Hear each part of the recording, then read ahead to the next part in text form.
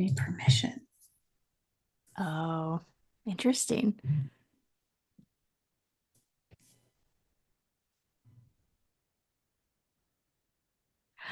Welcome to, oh, it's got me making some awful faces. Hello, welcome everyone. I'm so excited because today I have Nicole Boucher and we are going to talk about small business lessons from Disney World. Nicole is a small business planner and operations strategist, and I have had the joy of working with her personally and spending time together at Disney and also working with her in other people's businesses as well. So yeah, I've just loved getting to know all of her genius, and I couldn't wait to share it with all of you. So welcome, Nicole. Thank you so much. It's awesome to be here. And it's always awesome to talk Disney, especially when it's very cold and wintry. And all I can think about is planning a trip and going. Do you have your next trip planned? I do, but we're going to Universal. We're staying on DVC property, so we're staying at Disney. So we'll probably end up at Disney Springs and a bunch of other places. But we're going in June for Epic Universe because I have an 11-year-old. Well, he'll be 11 while we're there. So he has to go to Hogwarts for his 11th birthday. Yeah, absolutely. 100%. And for the new park. Like, that's so Yeah. exciting. Yeah. Yeah, I love it. And you'll still get the Disney magic. That's what I love about Disney is like, well, one of the things I love is there's so many opportunities for that magic. We went in December, over New Year's, and I was Oh my not about to gosh. go in the parks. I was like, that's not happening. But we stayed, we didn't even stay on site, but we went and we rode around and hotel hopped and we went into Disney Springs and like we still got all the magical feelings without going into the parks, and it was great.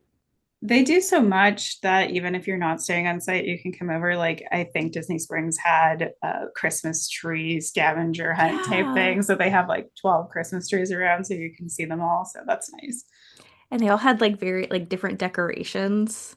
Like each Yeah. one was themed, which was really fun to just walk around. Even if you're not doing the full scavenger hunt, just walk and be like, oh, like that one's Tiana themed, or this one's The Nightmare Before Yeah. Christmas, or the Haunted Mansion. There was one, the Haunted Mansion one had like a whole body inside of it. It was wild. Oh my gosh. It was I weird. only saw a couple of them. So I don't think I saw that one. I'll send you a picture later. It was so weird. But anyways, we clearly both love Disney, and I thought that there was no one better to bring on to talk about lessons that we as small business owners can learn from Disney, because you know so much about it, and also you technically still have a podcast called Pixie Dust and Profits, which Yeah. is my favorite podcast of all time. Oh, thank you. I just love it. All the lessons from Disney. I mean, they're successful Yeah. for a reason, and so I loved listening every time you guys put out a new episode, but even now I still go back and listen sometimes. That's so nice to hear. So yeah, Pixie Dust and Profits was I was co-host with my friend Yasmin Kashefi Spencer, who is another business strategist. So we met on the like retreat circuit pre-COVID. We met together and we actually roomed together and found out we were both just kind of like Disney nerds. And it wasn't Disney nerds from the like, I love to go and see the castle and dress up, which that's one side of things, but we were geeking out about how they handle the mosquito population and like queuing theory and all sorts of stuff like that about how they manage crowds, because we're just like operations geeks. So the idea for Pixie Dust and Profits kind of started out of our mutual love of that. And then I think I was sitting at the airport maybe a year and a half, 2 years later, coming back from something that I had met up with Yasmin for. And I was just sitting in the airport thinking of alliteration, and Pixie Dust and Profits came up. And it's such a fun name. I've got my little, like, we make small business magic for Pixie Dust and Profits. We're currently on hiatus. That's been about a year long. Yasmin just had her second child. So she's kind of on a maternity leave. And, every few months, I'm like, we should bring that back. It was so much fun. Yeah, we talk a lot about operations, marketing, strategy, because so many of our clients over the years kind of they didn't go to business school and we did. We both have our MBAs. And so our business is the business. And a lot of people just kind of stumble into having a business. Like they were an artist who taught a couple people and then it turned into this big like online program, or they were a lawyer who, helped a couple friends get a contract together because they just started photographing weddings and now they have a business that's selling templates to other people. And so a lot of our clients, had the product or the drive or they had the business, but they didn't know anything about running the business. And so that's where we stepped in.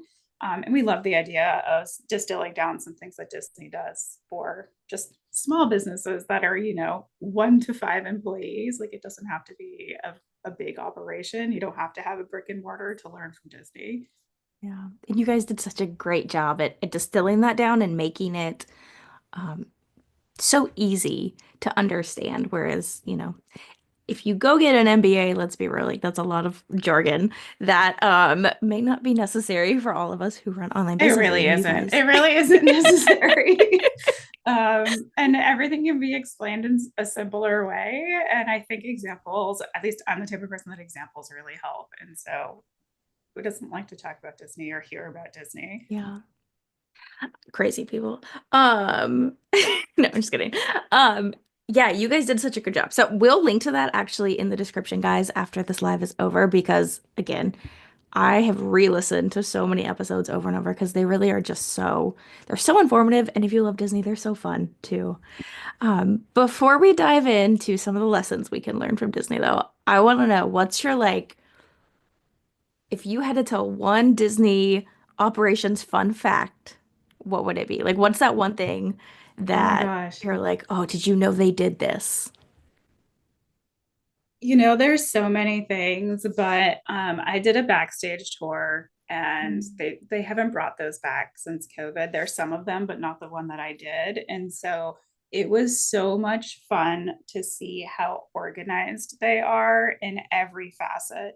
So one of the things we did was we toured the costuming department where they actually make all of the princess dresses and Mm. like the on stage things, and they had this entire wall of thread, and each color was very specific and could only be used for specific characters. And so there's like Captain America blue. You could not use it for anything other than Captain America. And so just the thought of they have this inventory to that level of detail is amazing. But I think my top thing was I really loved seeing the laundry facilities, which it sounds so silly, but when you think about it, they have at this point, I don't know, like 15 to 20 resorts in and of Yeah. themselves. And think about like the turnover and how much laundry needs to be done. And so they have these facilities and they're so smartly made where the trucks come in on one side of the building and dump all of the dirty sheets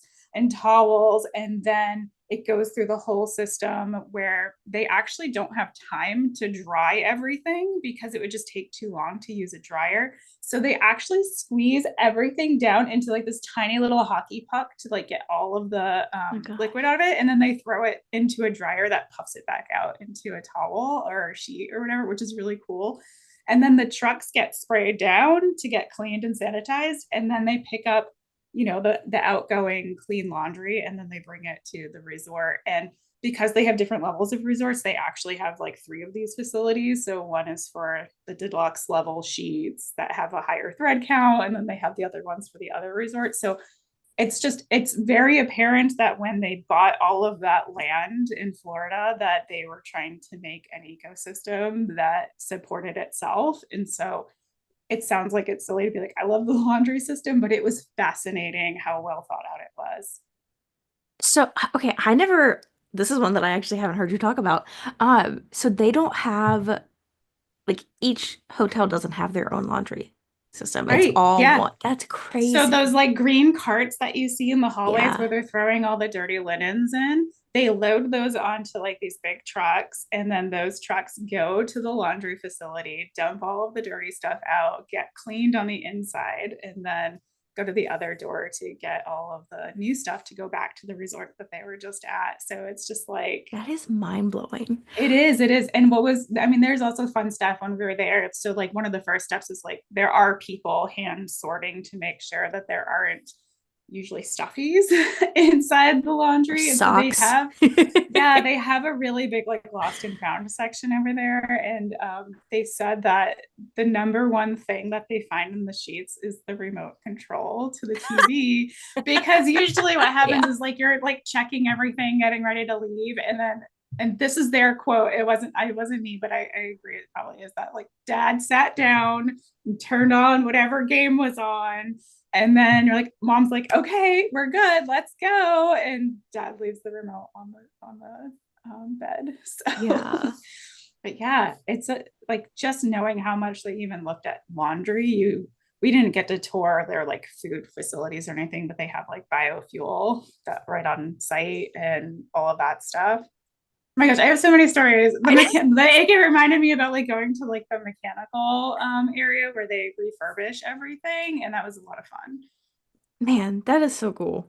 And I said that this was going to be a fun fact before we dived in, but actually, I'm curious what your thoughts are. Like, how can we build systems with intention like that in our businesses?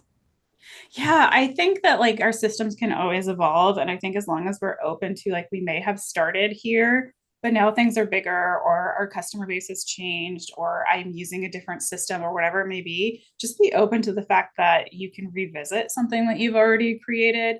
Mm. Because most of the time we don't start from scratch and we can build from the ground up to like really think through like every single facet that we need before we start. But I will say my clients who are most successful are the ones who have had a program or a product that does really well. And instead of, and I know this is really hard to not get sucked into the shiny object syndrome, but instead of like kind of thinking about all the different things you could go from there, you just take that one thing that's doing really well and you lean into it. And so you either make the program a little bit better. Like you re-record the videos, make them a little more evergreen, use a better camera, do some better editing, whatever that might be. And then the next year you go in and you're like, okay, I'm going to change a little bit about how I market it. And so it's just continuous improvement of the thing that's working really well and that your audience really wants, instead of dividing your attention and bringing in a new product every 6 months when you know I've seen people have the most success with just making things work that they have and continually improving it, because your existing customer base is going to be so happy that the thing Mm. that they've gotten keeps getting better. And then they have all of this like feedback and testimonials they can give for the new people coming in. And so it just makes a better community in a lot of ways. Well, and something that I'm constantly telling my clients is that every launch is just it's preparation for the next one because what you're doing every time you launch is bringing in new eyes that aren't going to buy right now because they're just hearing about it for the first time, but the next time you launch it, they've heard about it at least a couple of times. And so it's, if you launch something one time and then you evergreen it and launch something new, you're never bringing in those people that they heard about it during that one launch and then forgot it existed because you didn't launch it again. Absolutely. And if you think about Disney, right? Like Disney has to change to keep up with Universal right now. But, they have a set schedule where they started with the Food and Wine Festival in Epcot, right? And so that was it was in the fall. Now I think it's like August to November, but it used to be just around Oh, October, November. And so they started with this one festival, right? The Food and Wine, and they market it and they continue to market. They even have a Run Disney race around it. And then they expanded out to now we have the Flower and Garden Festival, which I think is like March to May or so. Mm. And they already had parts of that where they had the topiaries that are like look like Daisy Duck or whatever it may be. And so they were like, oh, this model's really working. Mhm. Let's, do the same thing over here. And then a few years later, they came out with the artists one, and so it's the Festival of Art, and that's like January, February, and that's usually the one I end up going to because somehow I end up in Florida in February a Well, lot. because you're escaping the Um, cold. yeah, and now my kid's in school, so I have to go in the summer, and it's really hot. But yeah, so they have the art festival, and it's the same formula every Yeah. time, right? Like they have pop-up tents in every country and between the countries where you can get certain foods that you can't get the rest of the time.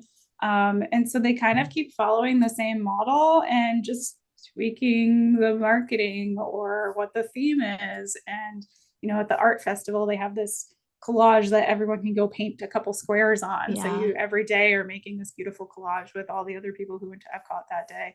And I don't know a lot about food and wine. I think I've only ended up there once, but I know a lot of people go just for food and wine.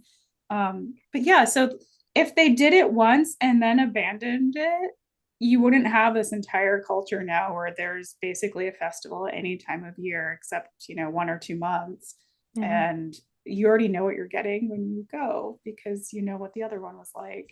So Yeah. I mean, I think stick at with this something at point, least 2 times, unless it's drastically not clicking with people. I mean, I think there are times where you can like have a really overpriced product or something that people really aren't interested in. And especially in the world of like COVID and post COVID, where people like want to be online, maybe now an in-person retreat is more what people want to do instead of mhm. being more on Zoom. And so obviously take into account those things, but see how you can switch what you're doing into that. And I still think that people need to try and launch something 2, maybe 3 times before really giving up on it. Right. There's just so many variables that you can test and change.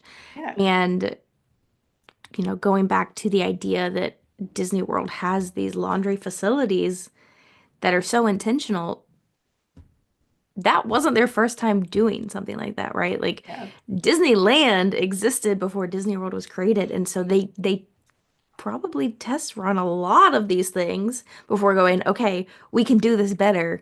Let's create this second site, and here are all the things that we're running into problems with at Disneyland and that we could improve on, and systems that we need, and all of those Well, things. well, I mean, in Disney World, Magic Kingdom, I think is famously known as being like on basically the second floor, and there's these Hmm. utilidors underneath the main street and the castle. And so part of the tour I went on, we did get to go into those That's so utilidors, cool. and I will tell you, like it doesn't smell very lovely down there when you're in certain tunnels because they have like the trash chutes are going through and stuff. And so what's cool is that you've got your store on the first floor, and Mhm. underneath you've got all of the like pins and inventory that you need to bring upstairs when you're out, and so that's great. It's also part of the reason they made that was because Walt didn't want someone who was dressed for the Wild West to be in the future world, right? So that's wonderful, but they learned that it's actually really limiting because they can't necessarily Mm. change those areas of Magic Kingdom very well. And it makes it hard for growth when they want to grow in certain ways because now you've got some areas of the park you can get to from the utilidors, but other areas of the park you can't. And so they learned from that. And so when they built Epcot and Animal Kingdom and Hollywood Studios, they actually just have a dirt perimeter road around the back of the parks.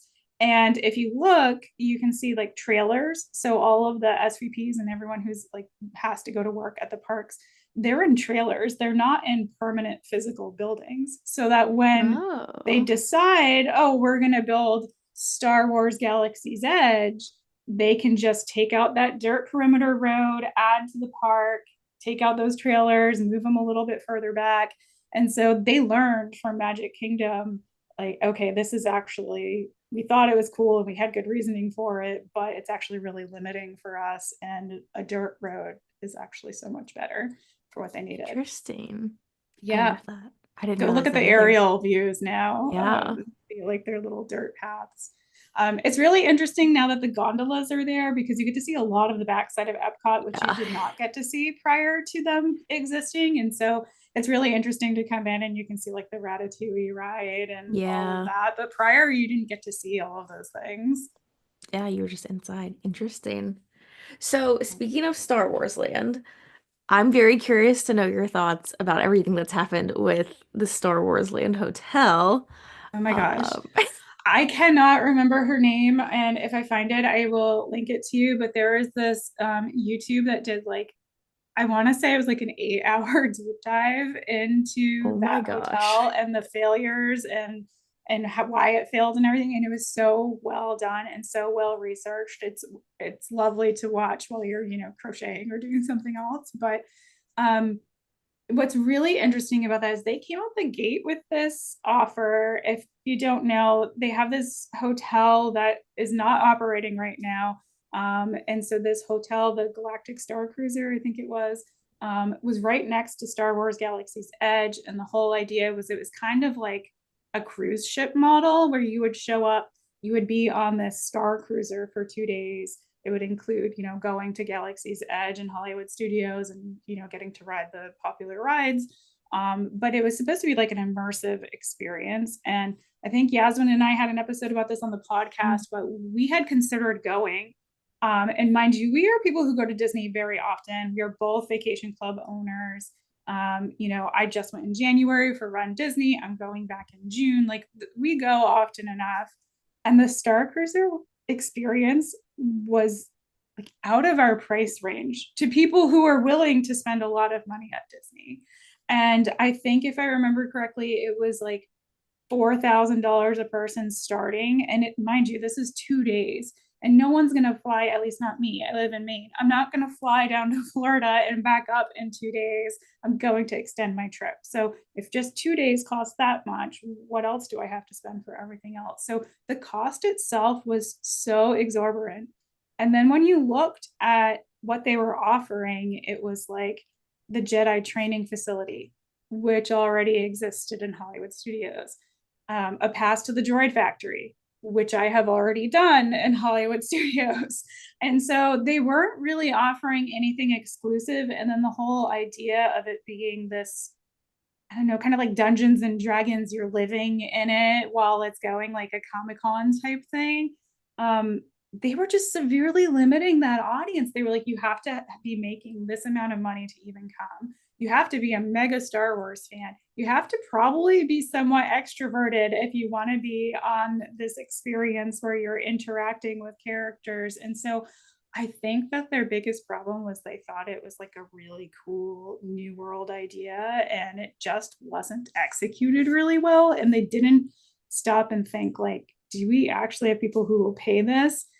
And it will like lasting, right? There might be people who would do it in the first year, but are they going to come back and are they going to tell their friends?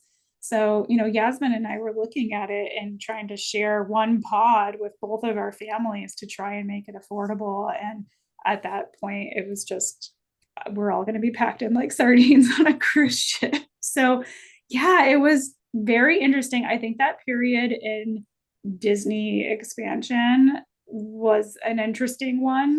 The Bob Chapek, who was CEO at the time, I I don't know why they went in that direction, and they very quickly pivoted out of that direction because there were so many failures back to back to back, and it was apparent that someone had a really cool idea and they didn't do any sort of market testing before building it. And now I think it's going to become offices or something. That's Like crazy. I think they the last I heard was like the Imagineer offices were going to go in there. Wow. That's wild. I didn't realize that.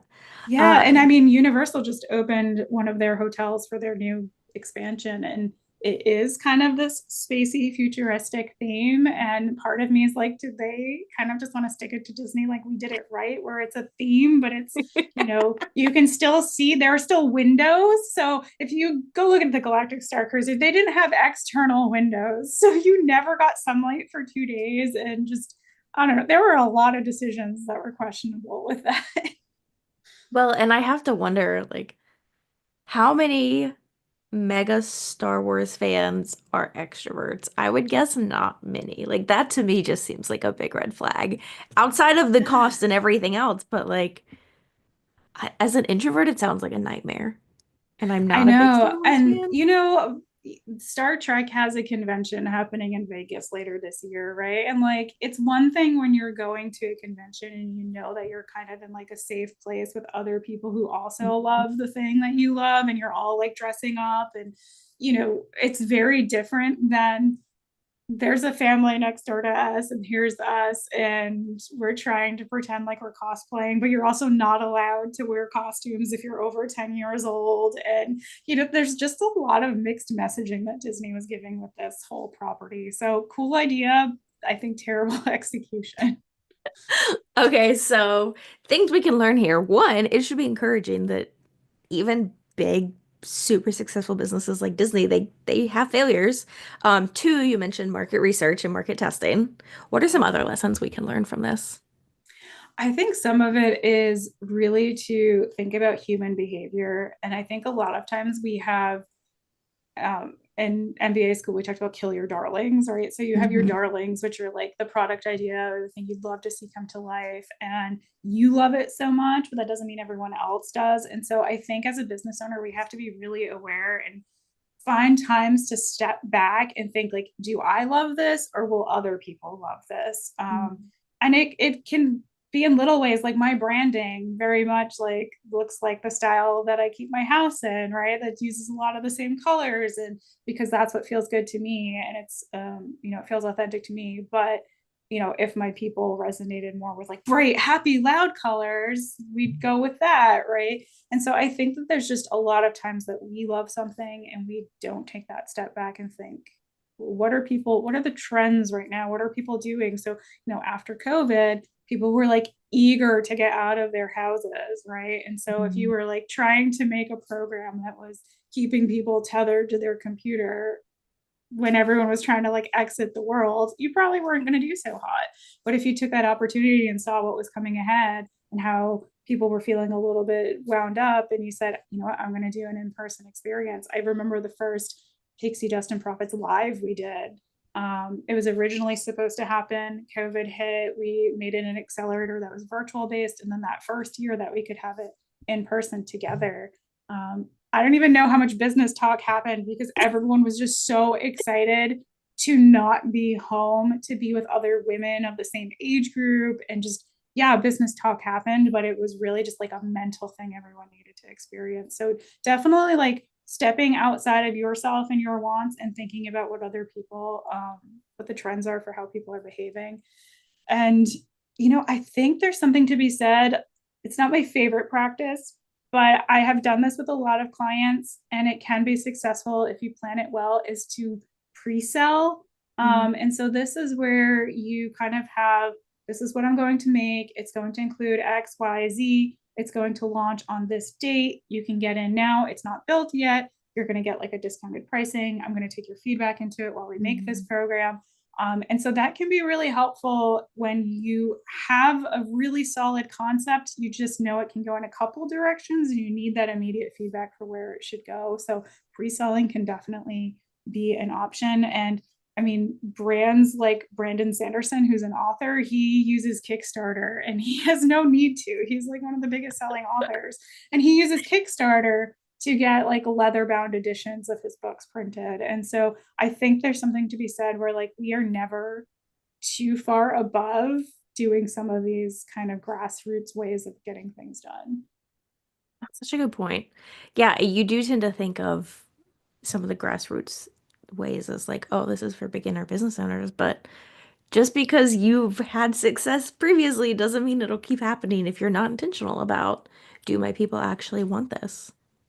I've seen people have success with just like sending an email out saying, just picked 10 people that they were super fans usually, like, Hmm. hey, I'm thinking about doing this, like what do you think, do you want in? And that can be really successful. Obviously you can't do that more than once or twice depending on how long you've been in business, but it's definitely a way to like get some good feedback and move forward with it. So like Disney, you would think that they wouldn't have mistakes like this with they have a huge audience of super fans. They know every dollar that we have spent there, right? They could obviously pull, and they do. I think every other Hmm. trip I go on, I have to take like a 30-minute poll, either at the park or when I come home. They have ways to get that data. So it's really interesting to hear how big of a flop something like the Galactic Star Cruiser was, because did they ever take those polls and say, would you be interested in an experience that would cost around this much? Hmm. That's so you true. know? Okay, so speaking of the data, I'm curious. I'd like us to talk about the magic bands and how those work, but Yeah. I'm also curious, why do you think it is that they only do those at Disney World and they don't have them at Disneyland yet? Still. The magic bands. Yeah. So I think first, to explain magic bands for anyone who doesn't have them, so magic bands are like You wear them on your wrist. Now they're optional for a while. I was there when they were test running them, and it was really cool. So these magic bands basically are RFID chips that can open your hotel room. They let you into the parks. They kind of link your tickets to your wrist. Think of it like Apple Watch, or I don't know, the Samsung Watch, but like the watch that has your wallet on it. And so I actually forgot my magic band once, and I just used my watch, and it worked exactly the same way. Not as fun. And so these things, they keep your lightning lanes on them so you know what time you're returning to a ride. It gives you access to things. And so they're basically just like data gathering. It also And has like celebrations on there. yes, the new ones have celebrations, so you can buy like Magic Band Plus. And so when you walk by statues, they usually like Coco was yelling at me the other day, and it startled me because I forgot that I had one of those on. And so there's that, and then they do all sorts of fun things. So like when I scan into the park, it turns purple and it says "Welcome home" because I'm a DVC member, and so it's just little things that make things feel a little special. Um, on the business side, this gives them so much data. I use my Magic Band to check out at restaurants, to buy all of my goodies and souvenirs, because it just like sends it to my hotel room or my credit card, like whichever way you have it set up. And so I don't need to carry around as many cards or cash or anything. I just Magic Band, swipe it over. And so they have data about like where people are in the parks, how many transactions are happening at any given time, and it really lets them do things like deploy characters in an area that's really busy to kind of like spread out crowds. And I think this gets why Into Disney World has it and Disneyland is lagging behind, and why they haven't Mm. like prioritized rolling it out there is I have not been to Disneyland. I have relatives who have, and it's basically you can do both parks in a day. Yeah. 2 days, you'll really get to see everything. And so there's probably not as much of a need to throttle Hmm. crowds and do crowd control and the whole That's like fair. queuing aspect of things. And so, yes, I think from the consumer standpoint, people want it because it's really cool to be able to swipe in and have everything like in one It's place. so But I simple. think from Disney's perspective, like they're using it as data gathering and crowd control, whereas at Disneyland, that's not needed quite so much. And so the initial expense of implementing the magic bands was so much money. Is it Mm. worth it to That's retroact fair. all of the stuff at Disneyland? Which, I mean, if you think about it, even Disney World, so many lines don't like every line is handicap accessible in some way, but the newer rides do it better where there's a dedicated section. I Mm. travel a lot with my mom is blind and deaf, and the last time I took her I was pushing her in a wheelchair, and so I'm very familiar with the older rides are a little bit difficult and we have to like go in through the exit in some rides, Mm. whereas newer things they have a very steady process for it. And so like think about that, and Disney World is hard enough to retroact things, and Disneyland is so much older. And so trying to get Magic Band into every aspect of that park might be more difficult. That's So true. maybe it's coming, but I just don't think that Disney has as much of an incentive. Yeah. There also aren't as many hotels, and Yeah, I was gonna most say there's like people, 2 hotels, right? three. There's three, but they're so expensive, and you can literally like staying off-site is a fraction, and you can still walk right in. And so it's, Yeah. I don't know, like I don't, we stay off-site every time because it just doesn't Yeah. financially. I'm like, I could spend more money on souvenirs and food instead of in the hotel. Yeah, and I Um, mean, there's the whole Disney aspect, but like think about Disney Springs and Disney World, where yeah. there's hundreds of other brands and companies who have a storefront there and have to integrate with the Magic Band system, right? Like you can go shop at, gosh, where were we last time? Like oh my gosh, I'm drawing a blank. We were at like a sunglass hut or something. Mm-hmm. And there's all these stores that are like high-end stores that you can go to in your local mall or drive down to Boston or whatever. And they have to be able to interact with the Magic Band. And so when you think about that, like they really invested in a lot of infrastructure. Like you can use it at the Lego Yeah. store. I mean, Which is great. like, and you know what? Fun fact: if you have an annual pass, you can get a discount at the Lego store. DVC doesn't count, but Oh. the annual pass you get. I think it might be 5% or something. But like the Lego does not give discounts. So when I was an annual pass holder, that was nice to get a little bit off. Are you not a pass holder anymore? No, we can talk Oh. all about pass holding too, as like there becomes a point where things are just more expensive and you're turning people away. So there was one year that the way the dates worked, I ended up at Disney 3 times in a year because we had like Pixie Mm, Dust Live, we had a family trip, and then we had another family trip, but it was like one was in August and one was in May. So they were, mm. a year apart almost.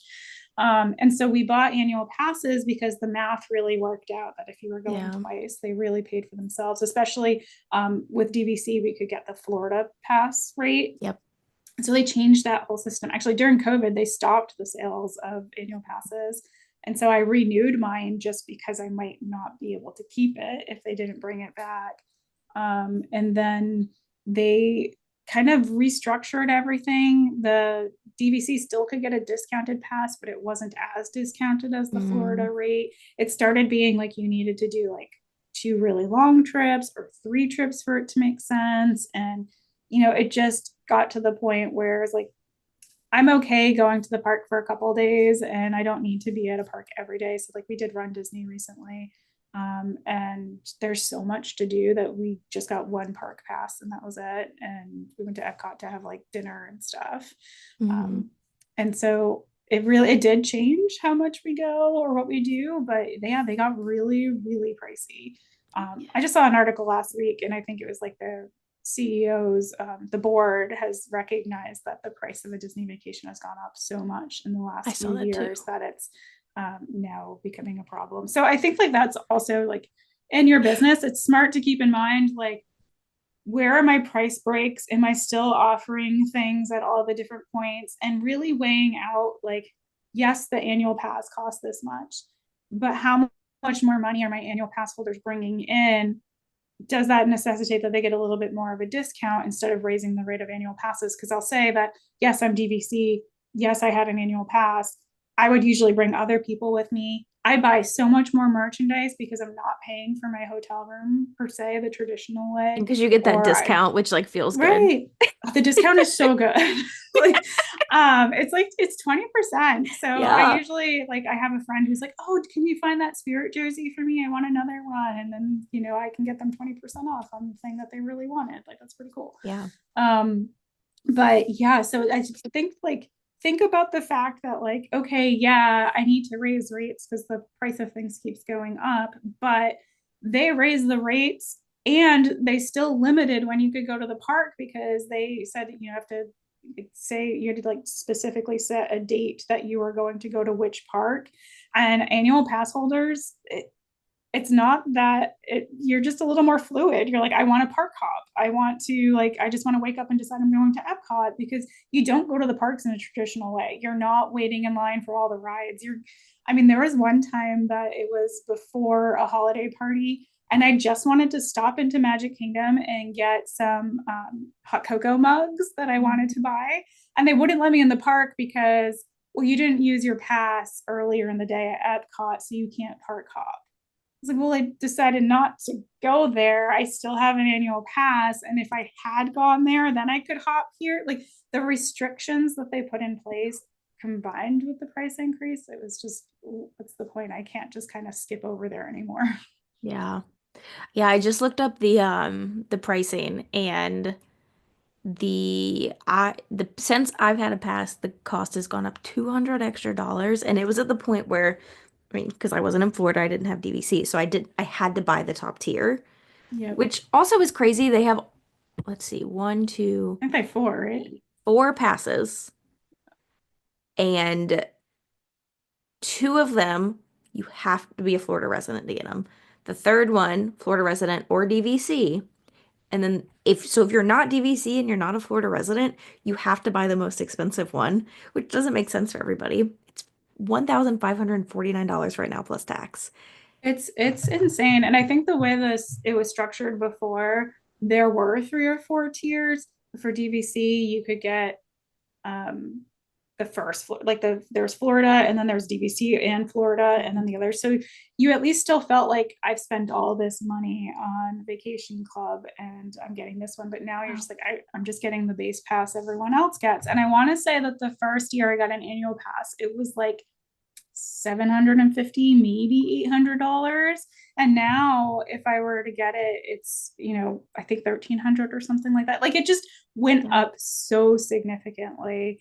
And then you multiply that. Like I fortunately have a family of three, but most people have a larger family than that. And so Yeah. it just got too pricey for um I'd rather just buy the tickets for the days that I'm going. And sometimes that means that we just don't go to the parks. Like we don't currently have any tickets to Disney parks for our June trip where we're staying on site, where we're planning Yeah. to go to Universal. I will say that they did add this year for your arrival day, you get a free pass to the water The park. water park. Yeah.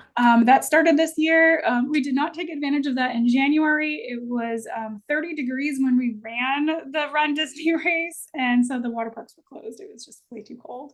But I'm looking forward to using that this time. And I think that was a really smart move. So when you're thinking about it from like a business perspective, like what things do you kind of have laying around that are underutilized and how can you like give that to your audience as an incentive or a bonus or just to like, we appreciate you?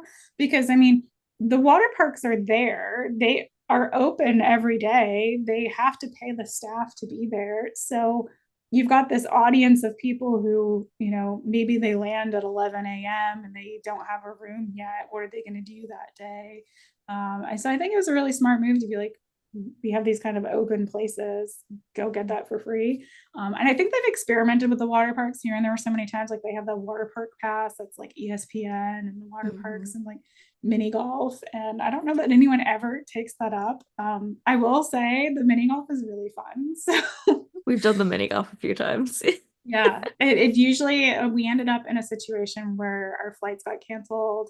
They didn't want us, we couldn't leave for another like 3 or 4 days, but the way Disney was throttling, you had to have like date specific tickets. We couldn't go to the parks. Mm-hmm. So we were just kind of like stuck in Disney, but couldn't go to anything. And so that's when we did like all of the mini golf and Yeah. went to the movie theater and like all the random things you can do. They do have so many things you can do. My husband doesn't like, we are very much, we get up, we go to the park in the morning, and then by 11, he's like, let's eat lunch and get out. Like, I'm done. All the people are here. We've ridden all the main things, um, which is fine by me. But we would do like, okay, let's go walk over to mini golf and do mini golf this afternoon or something, just so it's not like we're still doing Disney, but it's not so crowded. Yeah. And that's something when you stay on site, they give you passes for mini golf, right? Like it was included Yeah. in our stay, and so it wasn't like I we think didn't they have to do go out of the that way to pay for extra. regular rooms. DVC, we don't get those, Oh, but okay. we did take a trip last summer and we stayed at Caribbean Beach, and I remember getting them because I remember we had a rental car and took my kid and we went mini golf because Okay. Typhoon Lagoon kept closing because of the weather. Like we kept getting thunder and lightning, which That happens when is, you go in August. yep, that hurricane season. Okay, I feel like we could keep talking forever about this. We may have to do a second a second installment. If anyone's interested in that, let us know in the comments. But um yeah, if there was one final lesson that you could share that we could all learn from Disney, what would it be? I don't think I have one. I would say go read Bob Iger's book. It's Yes. super fun. Even if you don't read through every single chapter, he's got a list in the back of like all of the highlights that he's written in there, like all the leadership lessons. Yeah, mine is over there. It's one of my favorite books, and he just gives so many good lessons about how you need to listen to the creatives and the experts around you, and you're not the smartest person in the room. So that's not one lesson. There's a lot in there, but I highly recommend going to read that book. And even if you're not interested in Disney, there's a lot in there about just like marketing. And he talks a lot about when he worked for like the sports segment. He worked for ABC for a long time. Like he kind of got acquired by Disney when they bought. So he talks about like the mergers and acquisitions and the moves they decided to make. And I think that it's really important to like just be inspired by that whole journey, even if you're not into Disney stuff. I think it was really well done. So I would say go read that book. And I'm trying to think of just like one of my favorite things. We've talked about so many different things. So like the minivans, I loved those when those first came out. Obviously, they kind of took a hiatus during COVID, but um, it's such a smart idea that they kind of incorporate stuff that's happening in the real world and see how Mhm. they can bring it into their Disney bubble. And so minivans in and of themselves, like I love the dad jokeness of it. I love that they look like Minnie Mouse. And then they were like, we don't have to build a whole app. Let's partner with Lyft, or like they do Lyft, but Mhm. partner with them. They already have an app, they already have the ecosystem, but we're using Disney employees. And so I just think it's really smart of them to kind of look at what's happening in the market and incorporate that. So, like mobile ordering that they have for parks now. So I just kind of put in all the lunch we want to eat and where we want to eat it and what time we're going to pick it up. And I just hit like we're there while we're waiting in line for something else. And I don't think everyone knows that exists or knows how to use it. And so we're always eating at a good time. We're not waiting for Mhm. anyone else. We're not losing park time. And so I think that if you think about things like what is trending around me, what things do I like to do, how do I incorporate that into my brand? Trying to think of any other like fun lessons that we work through, but that's a lot. Yeah. Go listen to the podcast, Yes. pixiedustandprofits.com. There's an episode for you. And we tried to Absolutely. keep them like on the short and sweet side because we know your time is really important. They're short, they're sweet, but they're so actionable. Like you don't feel like you're not walking away going, I got nothing from that. Like you get so much in that short and sweet, but they keep it so simple. Anyways, again, it's my favorite podcast of all time. We will definitely link to that in the description. Where else can everyone find you, Nicole? So I am not as active on social media as I should be, but No, no, no, you there's no can. should. But I'm very available. So if you have questions or want to talk to me, like DM me. That's great. So we'll put them in the comments. But my handle's N Boucher, which you will not be able to spell by how it sounds. So N Boucher It'll be in the description. 214. We'll put it in the description. So I'm very available. You can DM me. You can ask me questions. I'm happy to point you to episodes that are like related to what you are like working on in your business. We also have at Pixie Dust and Profits. Again, the podcast itself is on hiatus, but Yasmin and I like this is our we did it as a fun side project. We will Yeah, talk Disney operations, marketing strategy all day long. It's our favorite. So yeah, that'd be amazing. great. And if you feel like you're kind of all over the place and you're just like shiny objects everywhere, I don't know what to work on. I know like it's February right now. And so a lot of people are like, new year, get your goals in order. And I always feel really overwhelmed by that. And I don't really start that process for myself until probably February when I feel like I got a grip of like all of my clients' goals and what they're working on. So if you feel like you're kind of scattered all over the place and need help with prioritizing yourself, on my website, it's nboucher.com/shiny. There's a whole workbook for you. It's all about the shiny object syndrome you can get. And it actually has just like a little flow chart of like, if you are here, yes, no, and kind of sends you to what you should work on. So I really recommend checking that out because that can just help you like think about things in a different way. Because a lot of times we sit down, think about working on our business, and there's just so much. Like, do I work on marketing? Do I work on like fixing that product I have? Do I like start writing emails? What do I do? And so I think that that can really help Yeah. prioritize for you. It is really a great workbook, and we will link to that in the description as well, so you guys have easy access. Nicole, thank you so much for being here and sharing some lessons that we can learn from Disney. I appreciate you so very much.